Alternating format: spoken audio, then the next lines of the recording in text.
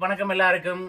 இன்றைக்கு Indian video ஏன் அந்த விசிட்டர் விசா ரிஜெக்ட் ஆகுதுண்டு. வளமையா நிறைய பேர் ஆசைப்பட்டு ஸ்பான்சர் பண்றதுக்கு அப்ளிகேஷனை போடுறது அந்த இது நிறைய ரிஜெக்ட் ஆகுது. சில பேருக்கு மறுமொழி வராம இழுபடுது. அப்ப அது ஏன் இது ரிஜெக்ட் ஆகுதுன்ற ஒரு இன்ஃபர்மேஷனை தான் நான் இன்னைக்கு உங்களுக்கு தரப்போறேன். அதுக்காக தான் நான் சாமியா பாதிரியை மீட் பண்ணி இருக்கிறேன். அவர் உங்களுக்கு அது சம்பந்தமான விவரங்களை உங்களுக்கு தெளிவாக சொல்லுவார். மேடம், மிக்க நன்றி. உங்களுடைய பழைய இப்படியான பதிவுகள் பலரையும் மிகச் சிறப்பாக சென்றடைந்து பாராட்டுகள் தெரிவித்தார்கள். உங்கள் முயற்சி மேலும் சிறக்க வேண்டும் என்று இறைவனை இறைஞ்சிக் கொள்கிறேன். வணக்கம் நேயர்களே.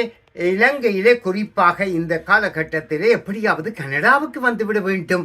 மாமன் வருகிறார், மச்சான் வருகிறார், பக்கத்து விட்டு அங்கேயும் வருகிறார்கள். ஏன் நாங்கள் வரக்கூடாது என்று அங்கே உள்ளவர்கள் இங்கே உள்ளவர்களை கேட்டுக்கொள்கிறார்கள். இங்கே உள்ளவர்களும் இது ஒரு புதிராக இருக்கிறது என்று சொல்லி ஏதோ ஒரு புதிய சட்டம் வந்ததாக பார்க்கப்படுகிறது.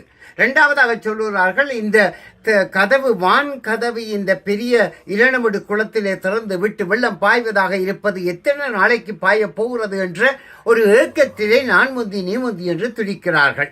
சரி, இவ்வாறாக துடித்துக் கொண்டு இருக்கின்ற போது இது ஒரு பொதுவான விடயமாக இருக்கிற போது வந்தவர்கள் எப்படி நடந்து கொள்கிறார்கள், வந்தவர்கள் எப்படி இந்த குடிவரவு விடயத்திலே உள்ள சட்ட திட்டங்களை மீறாமல் இருக்கிறார்கள், சிலர் மீறுகிறார்கள் என்றதும் ஒரு எதிரொலியாக இருக்கக்கூடும் என்று நாங்கள் நம்பலாம். அப்படியாக இருக்கின்ற காலகட்டத்திலே குறிப்பாக சொல்ல போனால் ரெண்டு பக்கத்தை பார்க்கிறோம். ஒன்று, கனடாவிலே இருந்து வரவழைத்துக் கொள்ளுகிறவருடைய தகமை எவ்வாறு இருக்கிறது, அவருடைய வருவாய் பொறுப்பாக இருக்கிறதா அல்லது வருவாய் குறைவாக இருக்கிறதா. உதாரணமாக சொல்ல போனால் கணவன் மனைவி பிள்ளைகள் ஆக இருக்கின்ற இந்த 4 பேரோடு 5வது ஆள் ஒருவரை வரவழைத்துக் கொள்வதாக இருந்தால் அந்த 5வது ஆளுக்கு $57,988 வருவாய் இருந்திருக்க வேண்டும் என்று இருக்கிறது.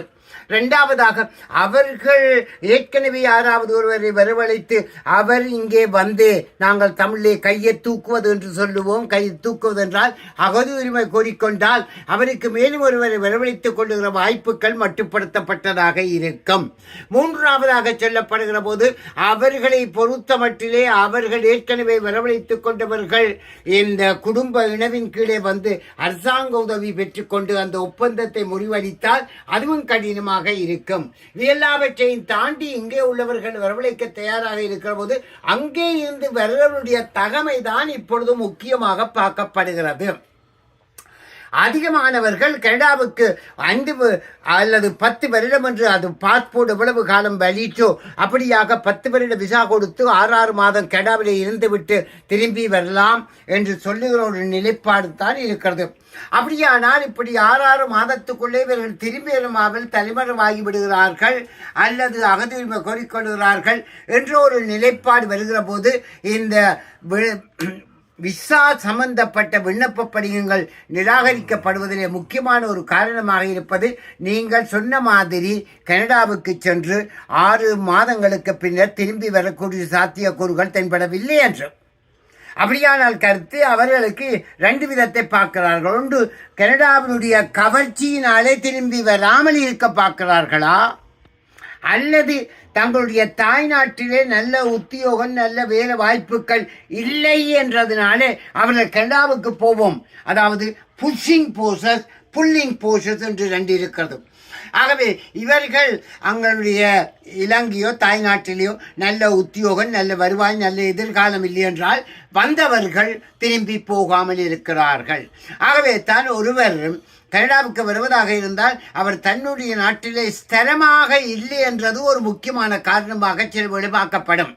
அந்த முக்கியமான காரணம் தான் அவருக்கு தரமான நல்ல தொழில் நல்ல வசதி வாய்ப்புகள் அங்கே இருக்கிறதா, அல்லது அங்கே மெல்லிய தொழில் வாய்ப்புகள் இருக்கிறது, அல்லது இங்கே கனடாவுக்கு வருவதற்கு விண்ணப்பிக்கிற காலகட்டத்திலே தான் நாங்கள் ஏதோ வேலை எடுத்தோம் என்று சொல்லி வேலை கடிதங்கள் கொடுக்கிற போது அவர்கள் ஸ்திரமாக திரும்பி அங்கே வருவதற்கான கவர்ச்சி குறைவாக இருக்கிறது என்று பார்க்கிறார்கள். அப்படியானால் மனைவி பிள்ளைகளை விட்டு தனியே வருவதாக இருந்தால் சில வேளை திரும்பி போவோம் என்றும் பார்க்கலாம். சில வேளை அவர் இங்கே வந்து அகதி உரிமையை கோரி மனைவி பிள்ளைகளை கூப்பிடலாம் என்ற எண்ணமும் இருக்கக்கூடும் என்று பார்க்கலாம். ஆகவே முதல் முக்கியமானது, நீங்கள் உங்கள் நாட்டிலே எவ்வளவு தூரம் திரும்பி போகக்கூடிய அளவுக்கு உறுதியாக உத்தரவாதமாக இருக்கிறீர்கள் என்பதைத்தான் முக்கியமாக பார்க்கிறார்கள். அது இலகுவான ஒரு விடயம் அல்ல. வெளிநாடுகள் மேல தேசத்துக்கு வந்தவர்கள் திரும்பி போகாமல் இருக்கிறவர்களுடைய தொகையும் கணிசமாக ஜெர்மனியிலே, பிரான்சிலே, இங்கிலாந்திலே, கனடாவிலே, ஆஸ்திரேலியாவிலே இருக்கிறது. ஆகவே அதை கவனமாக பார்த்து கொண்டு, இரண்டாவதாக உங்களுடைய வருவாய் பார்க்கப்படுகிறது. நீங்கள் அங்கே இருக்கிற போது ஒரு கணிசமான உழைப்பாளிகளாக இருந்து கொண்டால் அவர்கள் இங்கே வருவதிலே இங்கத்தே உழைப்பிலே ஒரு கவர்ச்சி இருப்பதாக இல்லாமல் இருக்கொண்டு பார்க்கலாம். அங்கே உழைப்பும் குறைவு, திரும்பி போகக்கூடிய தகமையும் இல்லாதது என்ற ரெண்டு முக்கியமான காரணங்கள் தான் அதிலே அதிகமாக இருக்கிறது என்பதை கூறிக்கொண்டு இன்னொரு சந்தர்ப்பத்திலே வேறு விடயத்திலே உங்களை சந்தித்துக் கொள்வோம். நன்றி, வணக்கம். நேயர்களே, இந்த வீடியோ உங்களுக்கு பிடித்து இருந்தால் நீங்கள் லைக் பண்ணுங்கள், பிறருக்கு ஷேர் பண்ணுங்கள். அது ஒரு வகையில் எனக்கு என்கரேஜ்மெண்ட்டாக இருக்கும்.